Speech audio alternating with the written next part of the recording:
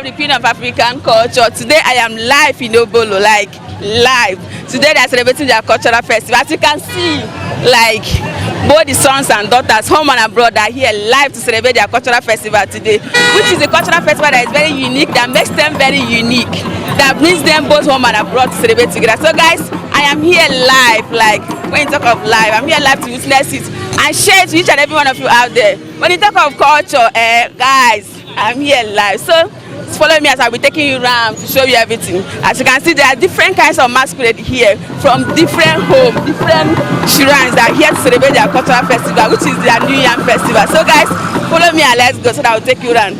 Racha, let's go.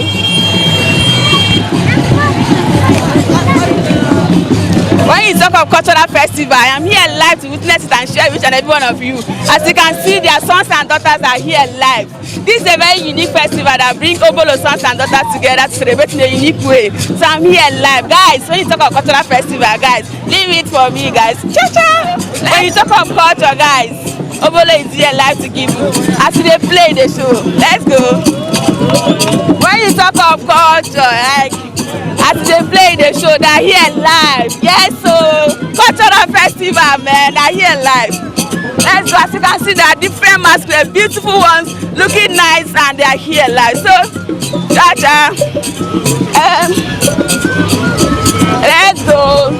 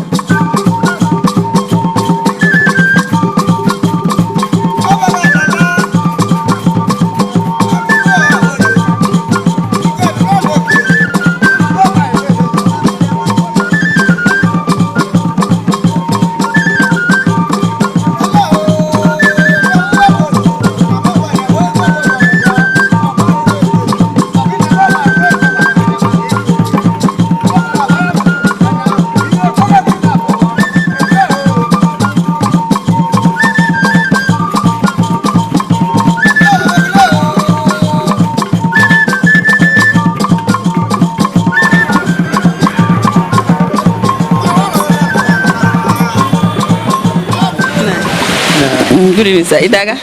Adamo, you know, I'm Dimas and Kragube di Marg. Eji Marmbo, Amechi, Ozemena. Omobo, Wa Oyishubolo. Mabiane Oyishubolo. Iye dubolo de ko Oyishubolo, Esha Ubolo. Esha Ubolo. So, Mubu Esha Ubolo. Mubu Ere Tukule Noche. Mubu Ere Tukule Noche. Mune Doha. Gana Akpa Ubolo ya Gadroy. Mubu Memunu ne mentan. Me mind in metano. I didn't Umenala Akatakpa Yabon West Obollo. Manime Falile Falile Manime Yabon me mind in meta Tanabakatapazura Hokembo. So don't make a line in me on that.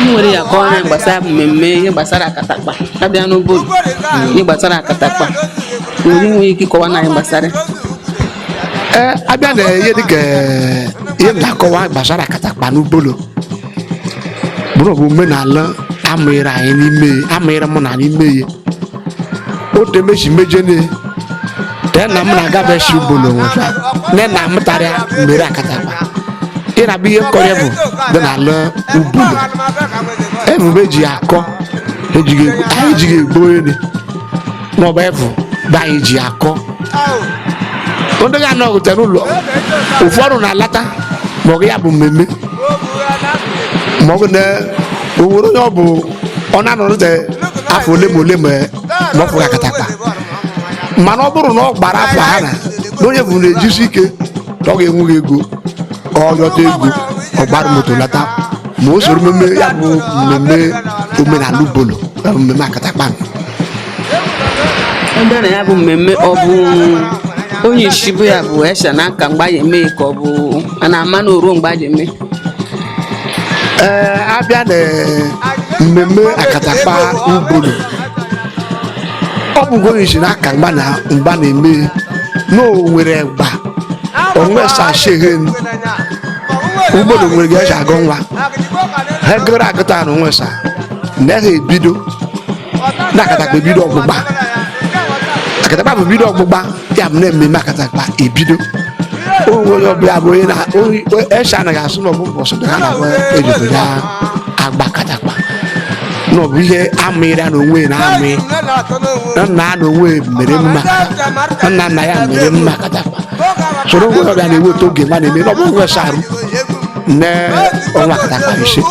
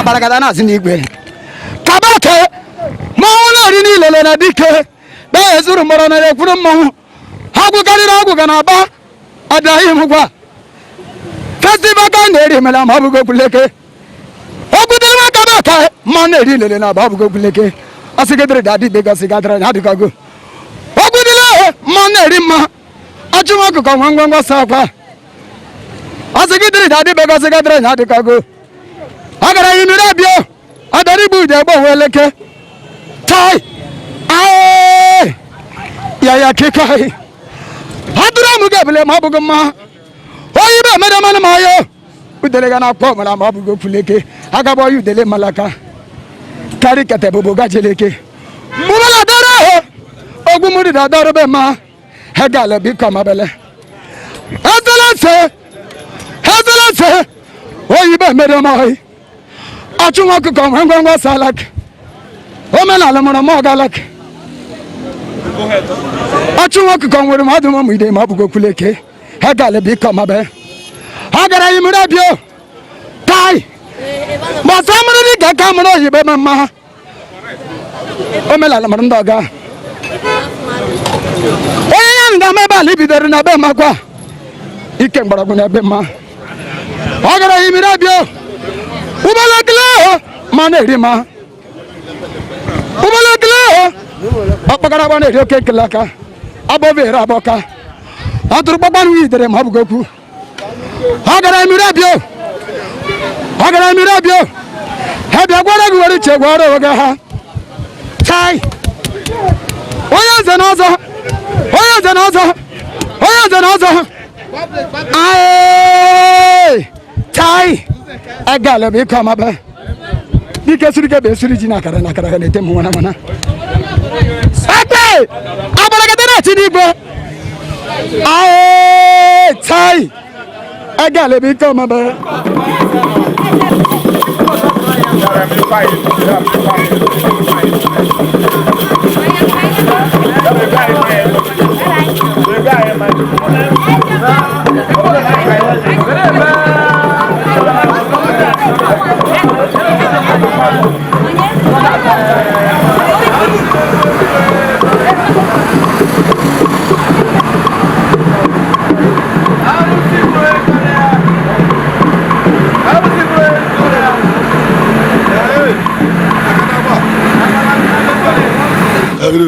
Itaganam. Adamono Began. I'm Dimata, give it Marganam. Hey, Mamma, Honorable IJ Kweme, he do good by South. About a coaching, Novuko. I don't know. Good the mentai no is I watch on your food. Won't watch him. He will go Tarapa to Taraji. And Akatakpa Obollo na Zakwanta. I be an old young woman, you mula the moy. Umla the Becorum. I like Mumla the Carmeli, my hobby. So you made the moy, and give him Akatakpa Obollo. The men of me, we are to I've done Abu Akatakpa. Gonna be mmemme iftar. Ngwa go na Igbo ngwa anu bụ na oche ma Akatakpa na-aza akwa ikpeazụ nta n'Ubolo Obollo-Afor nta ba Obollo-Afor agwa izizi ọzọ gbakwa nta ọnụ ga izugbote na ya bụ je emeri Mmemme na ni maga bụ obodo nta na ya gbasara ya. Obodo adịghị m onye echi ụtụbe na ọbịghị ni echi ụtụbe atọrọ m ụtụtụ atọrọ m nta lelelele obodo mmezi gbanwere ala gị m na alọ ọfụma ọfụma m na-eche Akatakpa Akatakpa na uwe oku akpụrụ okwu a na-eche Akatakpa na ofu Akatakpa m na-adị isi afta a na-eri uke so nke mme m bịara ebe a bụ amaghị eji abịa ịbụ ka igwu m dị m ịbụ ka igwu dị m jekabana adịghị n'ihu m chi dị m oye kpo ibe kwa ejibiri ekwe ka m kwụsịrị nọ m na-aka ọ bụ ịkara ọkwari unu promoturu omenala ezigbo oyi ọ na-asụ ụsọ ọ na-asụ ngwụsị asọ nwaanyị ụsọ ọ bụ ihe anyị chọrọ mụrụ na atakwa maka ọnụrịta karịa mata unu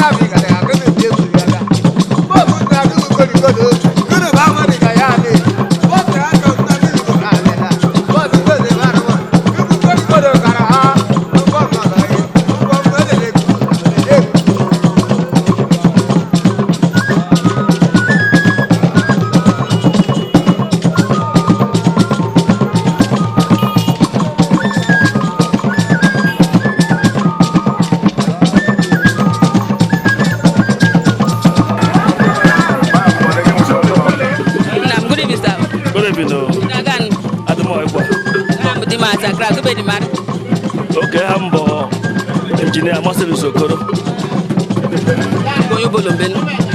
I'm more monda, but I live with them. I got a man in Menta, giving me a corner, but I have a man in Menta and we make a tapanta. Even I was Memaka. Memuyo. He have and the way have a little. The man I just made up over there. I'm going to Alcoa. I'm going to Alcoa. Yeah, with the group. As a matter of we have money, but I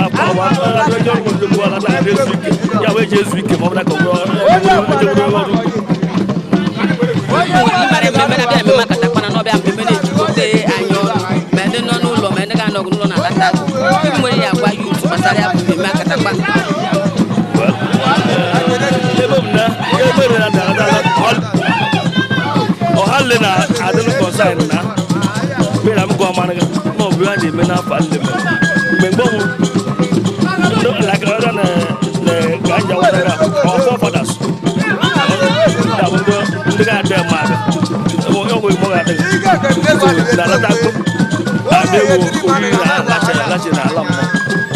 So our forefathers, they let us go spiritually. Of young girls from the grassroots, and that will you so now all you like, all of them are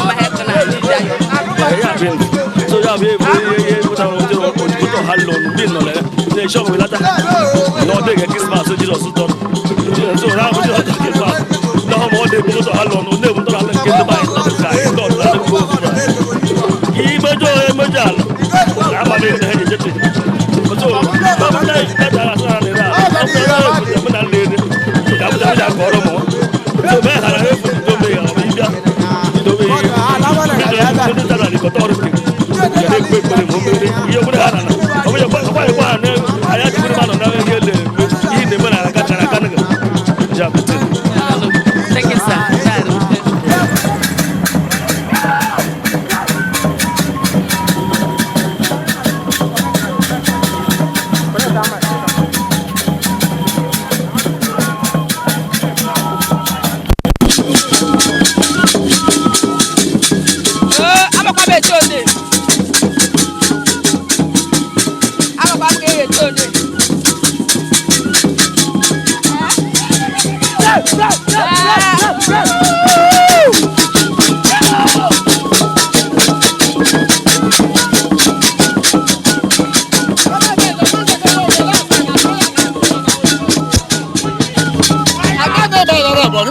Ozo mashi mo onye ni wo naru ye se di so ra bere ojo ge se wa motar o da wa mo nu gwa ni gun we de ko mere to sashi goru we gbegbe to ba be nwura we gbegbe na ka mugbo o de ko na gun na we gbegbe ola ko na we gbegbe anu ovira bo ngara ko onweri o ko gi ya za mo di go nwa e bo na ya ru kororo da we nu gwa ni gun we de ko gbidiri giro gbo to ba hora ta mambom o ro ta yezu be wu mere agadi na kwekwa na amụghị nwa mmiri ọzọ na akwa na amụta omesa na umere gere o si royi rotere nwanne gị chete nwanne gị n'ozi nwanne dabere oyi chịrị ọsọ ọkpụkpọ ete karịba ọzọ eligiri ozi ma ozi karịba ọkpụkpọ ete na ebuboko nwa amụrụ n'ehụ ndị akatakpa hụ ego achaghị atụra gị ụda agụ na ụmụ achara chara Chiga na-eje na-asị ịnyịnya ọzọ ga-aka onye nwe ya. Chiga na-eje na-asị n'ịnyịnya ga-aka onye nwe ya. Ịdalịba ga-ọkọrọ na mkpere egwu daro. Ịrakọ m ụra ma mara akọ gị gboo. N'ọjọ onye na alụ ga-eju anya ka mọga nụ n'okokoro ọjọ na-asị ya oke ma ọyị ma oge ụtara aja nwere mege. Ihe imeli mere asị ya okodo ụkpana. Gịnị ikpe akị na wekpasịrị ya asatụkọ jokonu. Onye nwere egburu ka mgbe onye ke ya na ya ndị akatakpa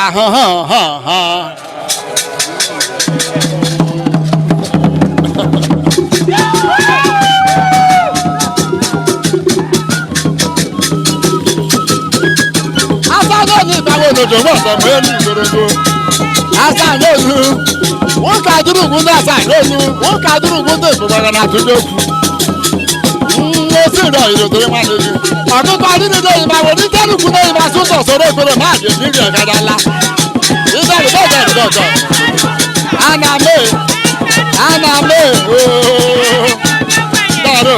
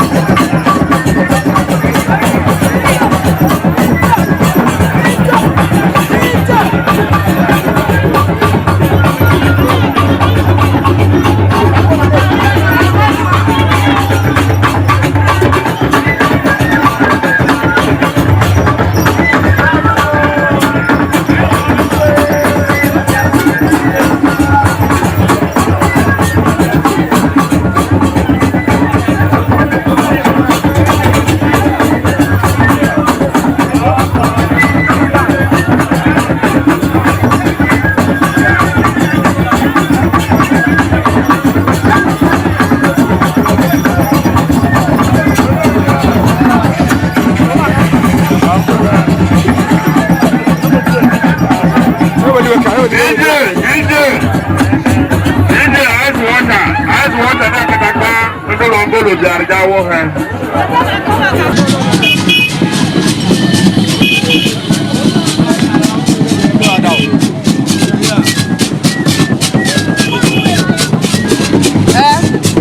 When you talk of cultural festival, like Obollo is live to give you when you talk of culture. As you can see, they are displaying their culture in a unique way, which is what brings them both together to celebrate. So here, they are celebrating their culture live. So, as you can see here,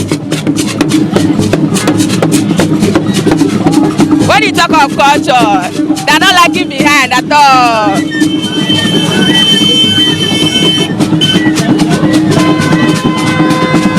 So as they play the show,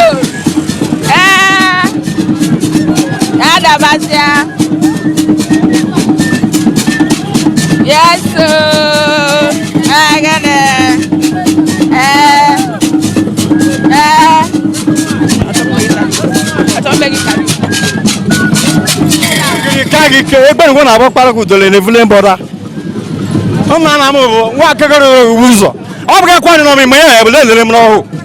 ala zụrụ ga kebụl anya ma ahụ ya ngwa ọ ga-ekeshu anya n'ọbụ nwata ma alados ala zụrụ ọhụrụ ma mụsụma ya zọrọ m ahụ n'ọbụ usoro gboro n'ugwu mmadụ maka ọ dị na ọ bụ ha wuru ya mere ịkọji vụrụ bụ n'ụkwụ ya ụkwụ agbaghara n'ụmụ na ọhịa wee gburi bụ nwe ekele mgbe ya na ọ dịrị bụ isi owu ma mana ga aka ọzọ na ha na mụ karịa ka ka ụmụ na those oceans smiles or much wanta anyang daru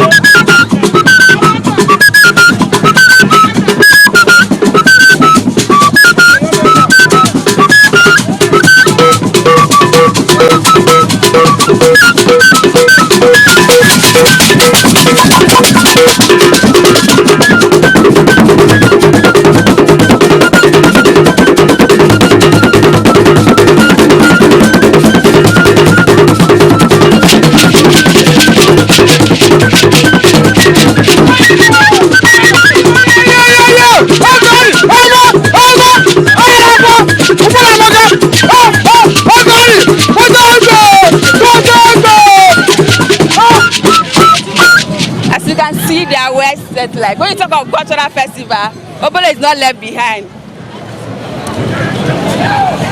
From the looking at the background, you see that yes, when you talk of festival, as they play the show, like cultural festival for real, Obollo is celebrating it for real. Like, let's go. When you talk of culture, Dima Arts and Craft is here to show you, to take you around, to tell you what it is. When they say culture is the people's ways of life. So guys, let's go.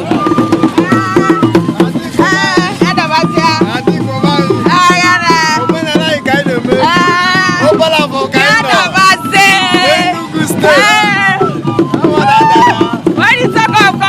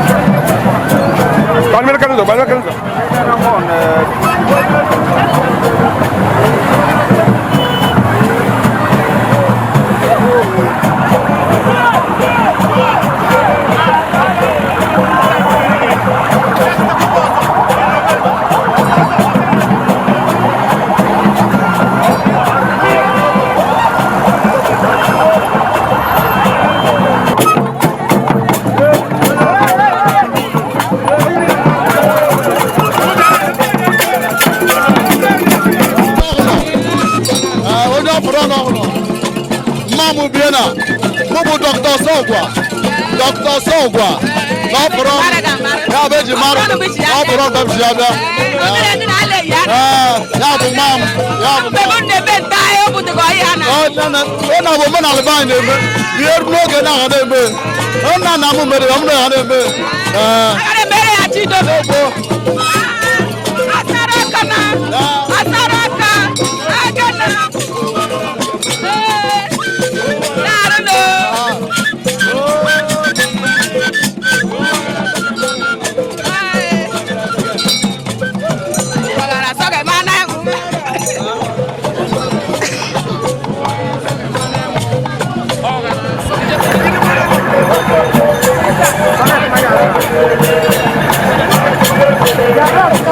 So when you talk of culture, like their life, Obollo, they don't left out. They give it hot. As they play the show. When you talk of culture, they not left behind. They give it hot. Again, Obollo Cultural Festival today is fun.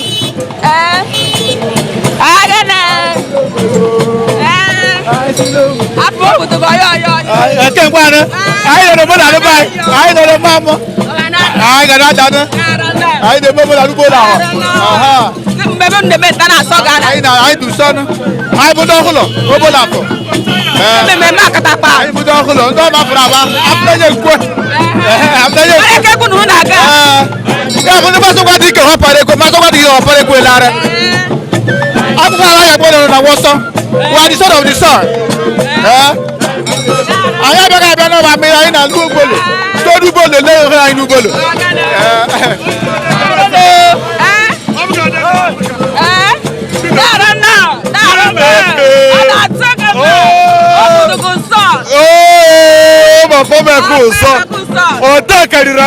Christmas and New Year. The Easter. Once of the highest woman and Obollo are dead over them.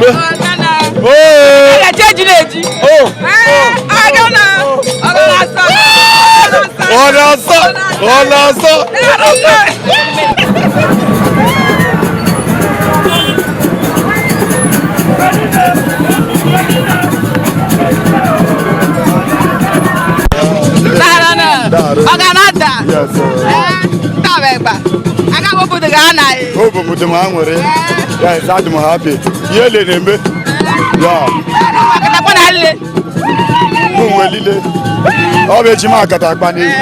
Akatakpa Obollo.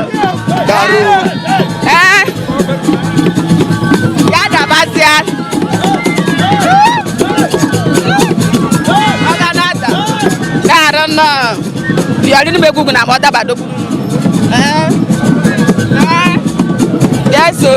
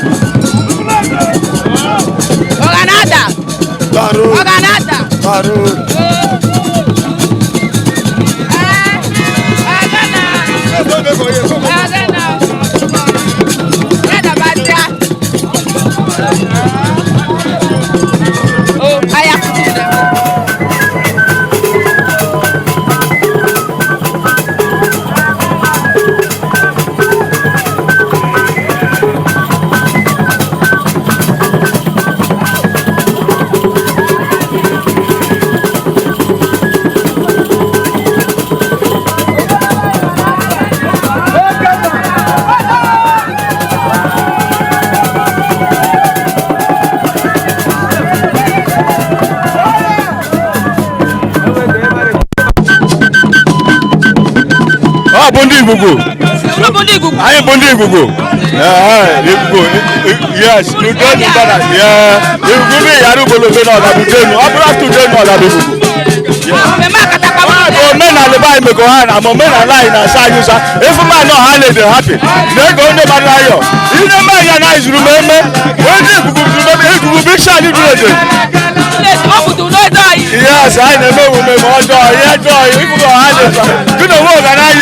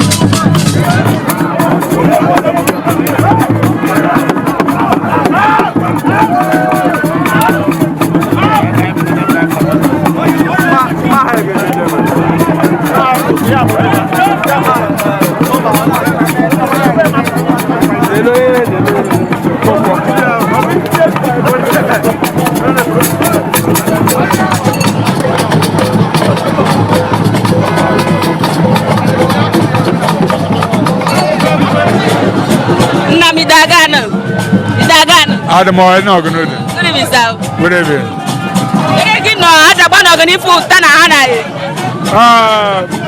Under in a full uniform. Have only task force Akatakpa. Here are shop, Roma, Bona, Nana, Mad. So, no, Bunkaga to go. And a cook say, wouldn't get away with a guy. Mudo Chigre. You know, Mudo Chigre.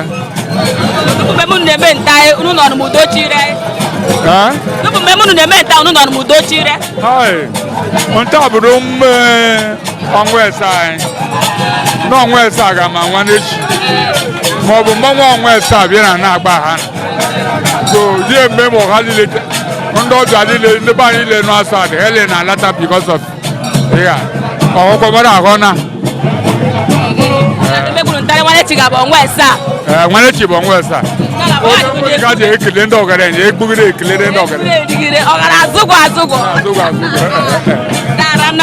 I'm not a chile, can I do Kuruna Nayataba?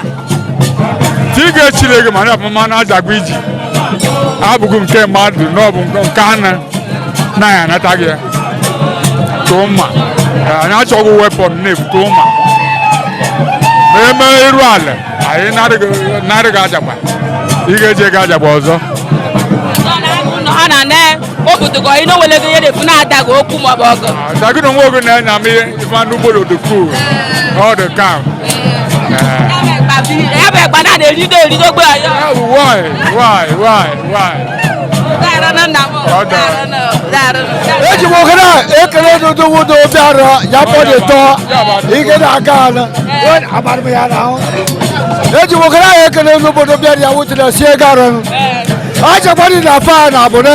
I obodo ndị ọbụ ga-ebe ya ka ebudo okporo eyi ka Akatakpa ekpere ajagba ga-echiri jụba na-eshi no those people buy na anata ajagba maka na ọgwụ ebe ndị efute problem n'ụgbọelu bọbụ dị ha bi ha nọ n'obi arụ witness ihe na-aga arụ ndị anyị budo task force na-agba abọ gị ike ha anyị so agwụrụ juru m ehụ ma omenala adịghị agụ agụ bụ ihe ndị nna anaghị metere egbe dị ishi ma ihe ma nsogbu ọcha so adịghị m ehụ so mgbe ha dị pụbara na iji gosi gị na ndị ntaba task force na-arụ ọrụ anyị onye na-abụ petrol anyị vice chairman anyị bọla mgbe chairman anyị anọghị be na washa so I thank you very much and I wish you good luck. Thank you, sir. Understand me? Thank you.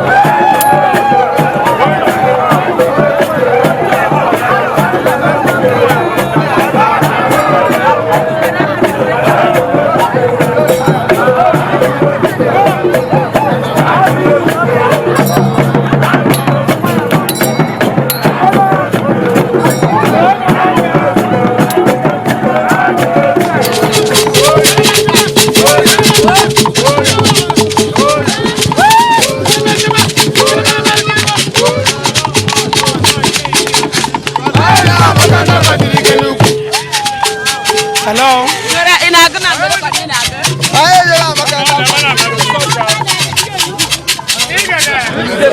Abakora mara chikachi, abakora mara chikachi. Abakora mara chikachi, abakora mara chikachi. Abakora mara chikachi, abakora mara chikachi. Abakora mara chikachi, abakora mara chikachi. Abakora mara oh, abakora mara chikachi. Abakora mara chikachi, abakora mara chikachi. Abakora mara chikachi, abakora mara chikachi. Abakora mara chikachi. Igede. Alelegelekere Olelegelekere majinume. Olelegelekere majinume. Olelegelekere majinume. Olelegelekere majinume. Olelegelekere majinume. Igede. One by one. Janjo Ganazo.